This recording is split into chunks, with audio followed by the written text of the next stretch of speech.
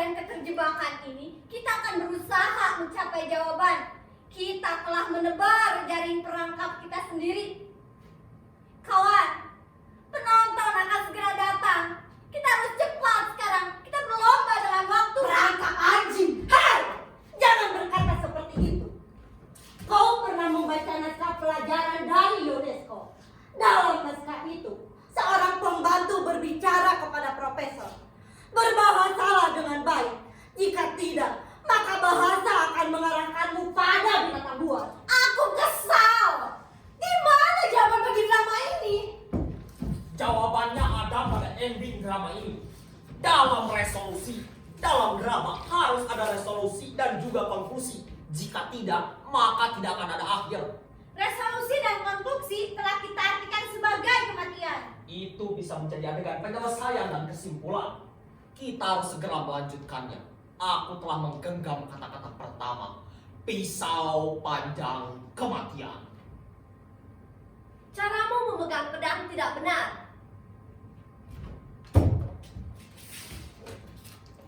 Tanganmu harus lebih lurus. Nampaknya aku yang cocok jadi tokoh pembunuh itu. Diam! Kalimat-kalimatku belum selesai. Turunkan pedangmu itu. Ingat, aku tadi yang terpilih sebagai tokoh antagonis. Apa definisimu tentang antagonis? Antagonis tidak selalu menjadi pembunuh.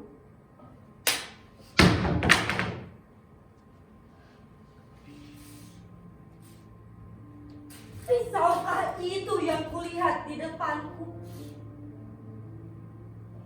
Dengan gagangnya ke arah tanganku. Mari, ku genggam kau. Kau tak tergenggam namun terlihat selalu. Wahai bayangan laknat, tak dapatkah kau tercapai oleh rasa? Walau kau tercapai oleh pandangan? Ataukah kau hanya pisau hayali, ciptaan bayangan yang tertempa dalam tungku semangatku? Macbeth dari William Shakespeare.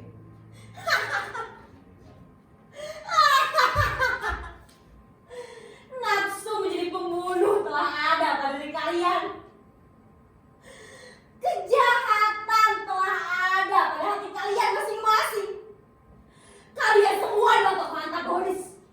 Antagonis bukan berarti tokoh jahat. Diam, atau kau akan mati. Hei! Kata-katamu itu adalah hasrat seorang pembunuh. Mulutmu tanpa sadar berkata jujur pada keinginan. Aku diamlah. Jadi kau yang ingin berperan sebagai pembunuh? Di mana pedang itu? Kembalikan. Pedangku sudah ada dalam sarungnya. Pedangku masih di luar. Kau ingin berperan menjadi pembunuh? Kembalikan. Pedang di tanganku ini akan selalu terlihat tapi tak akan pernah tergenggam. Aku salah sangka. Ternyata dia yang ingin berperan sebagai pembunuh. Ya, kau yang ingin berperan sebagai pembunuh. Menakjubkan. Menggenggam benda yang orang inginkan. Aku merasa seperti menggenggam dan memainkan deritanya. Pisau panjang. Kenapa engkau tidak berkilauan dan tidak bening seperti cermin? Hingga aku tidak bisa berkesempatan melihat rias wajahku di sana. Berikan pedang itu padaku. Kau sangat menginginkannya. Rupanya kau ingin menjadi pembunuh sebenarnya.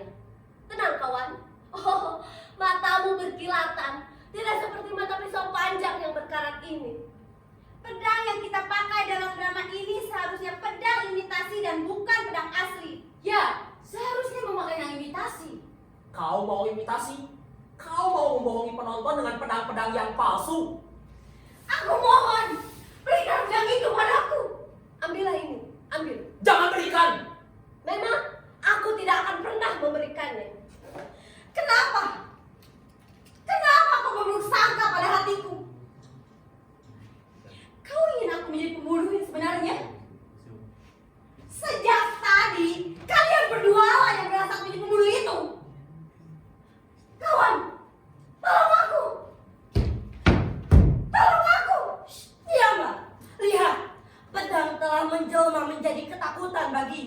Aku mau pedang itu.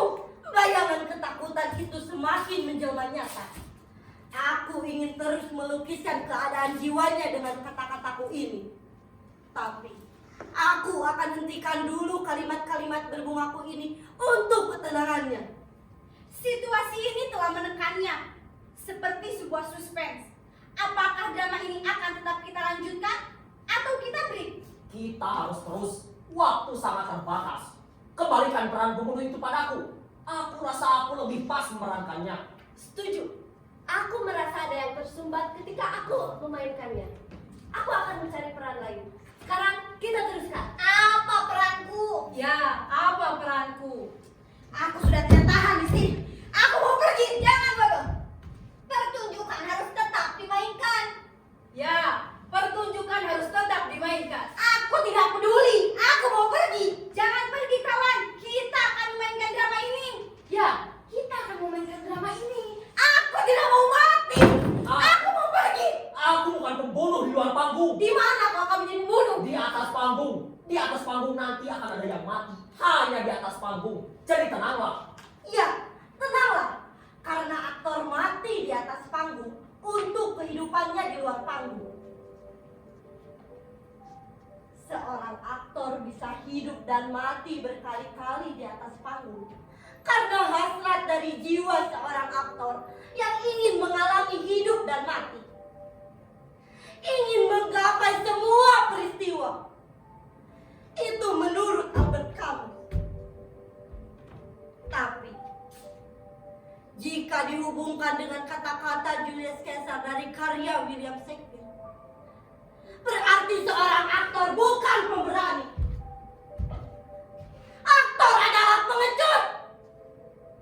Karena dia mati berkali-kali sebelum ajalnya tiba. Dan pemberani mati hanya satu kali. Dan kenapa kita harus hidup dan mati berkali-kali di atas panggung? Ini nampak seperti sebuah usaha konyol dan sia-sia.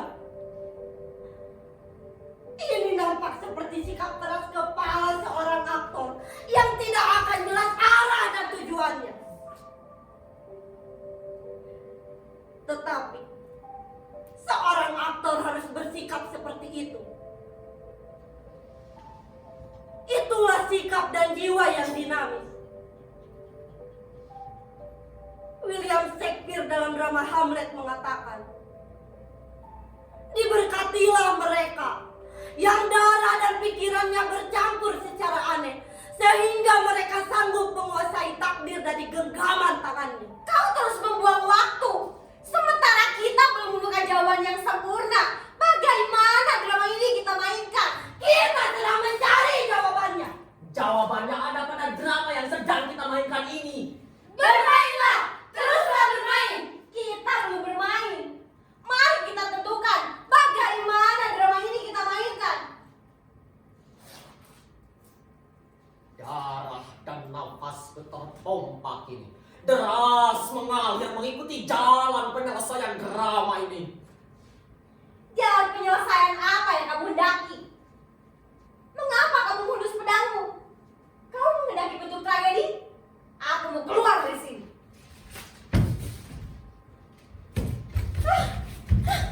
Jangan ikat aku.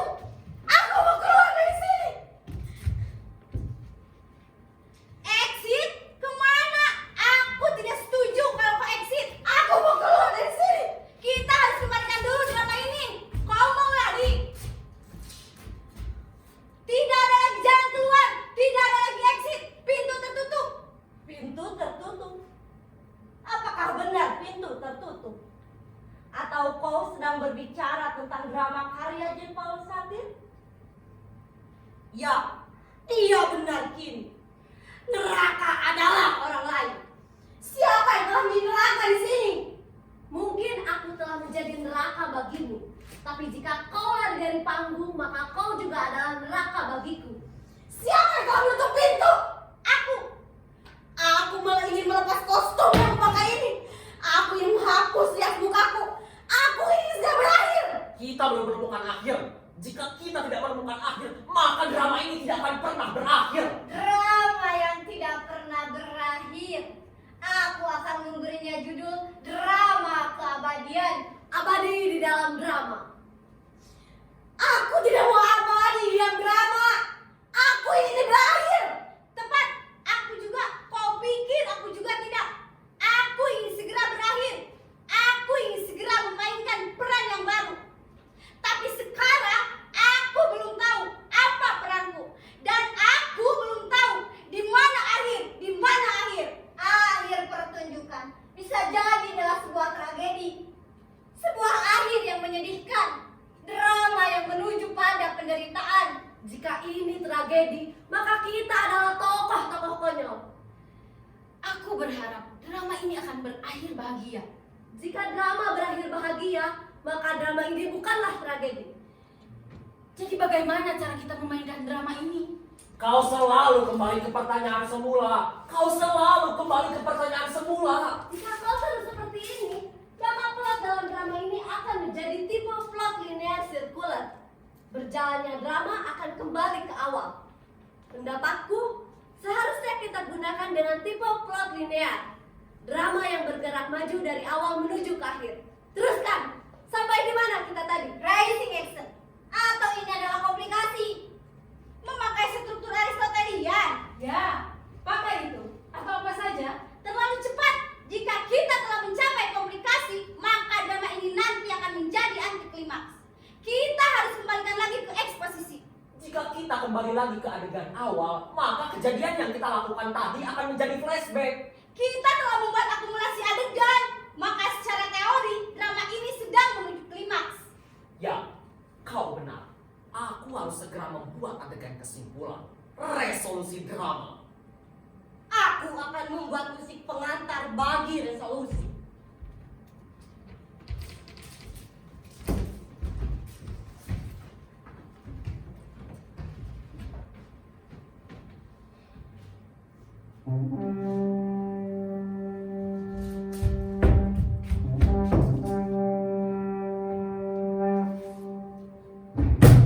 Musik apa ini? Musik untuk adegan yang mana? Musik adegan yang paling galau.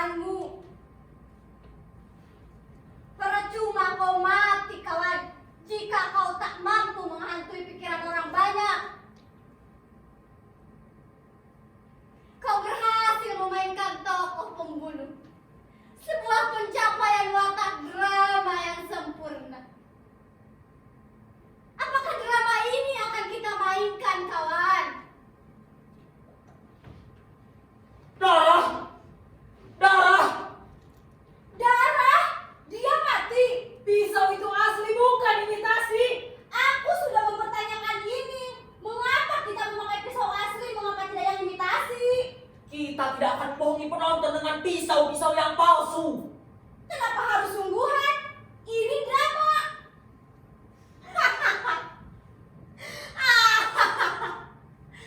Pisau asli tapi darah palsu. Darah ini darah palsu. Setan, hei, jangan berkata seperti itu. Kamu pernah membaca naskah pelajaran dari UNESCO? Dalam naskah tersebut, seorang pembantu berbicara kepada profesor. Berbahasalah dengan baik. Jika tidak, maka bahasa akan mengarahkanmu pada binatang buas. Selesai! Drama ini sudah selesai. Atau hampir selesai. Satu demi satu, butir demi butir, lalu ada setumpuk kecil, tumpukan mustahil. Sudah selesai. Endgame. Kita akan tampilkan permainan penutup. Selesai. Aku tidak mau main lagi.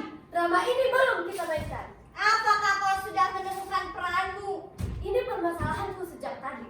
Aku sedang memerankan siapa? Hei kawan, peran apa yang sedang kau mainkan? Aku juga tidak tahu apa peranku. Permasalahan karakter belum selesai. Kita telah menjelma menjadi 8 karakter yang kacau dan tidak jelas. Kita tersesat di dalam drama. Pertanyaan-pertanyaan kita wujud menjadi labirin. Seperti labirin dalam drama Guerdon, David Guerdon. Bacalah dulu pada burungannya yang ada di gunung dalam. Suara siapa yang kita lontarkan ini? Suara kita atau suara tokoh yang kita mainkan? Bangun. Kalau kamu mau menikahi Apakah sekarang kita adalah diri kita sendiri? Atau tokoh yang kita mainkan? Tubuh siapa ini? Tubuh siapa yang sedang kita diami ini? Tubuh kita sendiri atau tubuh tokoh yang kita mainkan? Mengapa kau lepaskan kostum yang kau kenakan? Kita akan bermain drama. Kita manusia absurd. Kita sering berganti-ganti watak. Terus menerus berganti. Setiap kita memasuki panggung. Semua orang di dunia selalu berganti-ganti watak. Semua orang di seluruh dunia juga bersandiwara. Tapi kita adalah orang yang paling sering berganti-ganti watak. Kau telah memilih dirimu menjadi pemain drama. Maka tugasmu adalah berganti-ganti watak. Menjadi aktor, bermain dalam drama adalah sebuah perwujudan narsisme. Pernyataan jatuh cinta kepada diri sendiri. Jika aku mengatakannya lebih dalam lagi, ini berarti bahwa kau tidak rela dirimu hanya menjalani satu jalan kehidupan saja. Dan di dalam drama, kamu akan menemukan beribu peristiwa dan beribu kesempatan untuk berganti-ganti peran. Kita dapat menjelajahi segala kemungkinan dan jalan hidup yang ditawarkan. Merasakan berbagai macam peristiwa, bermain-main dengan hidup. Salah satu alasan kenapa manusia bersandiwara adalah kesombongan. Dengan sombongnya, seorang aktor menolak menjalani satu takdir kehidupan saja. Apakah drama yang kita rancang ini sudah selesai atau belum? Kau ingat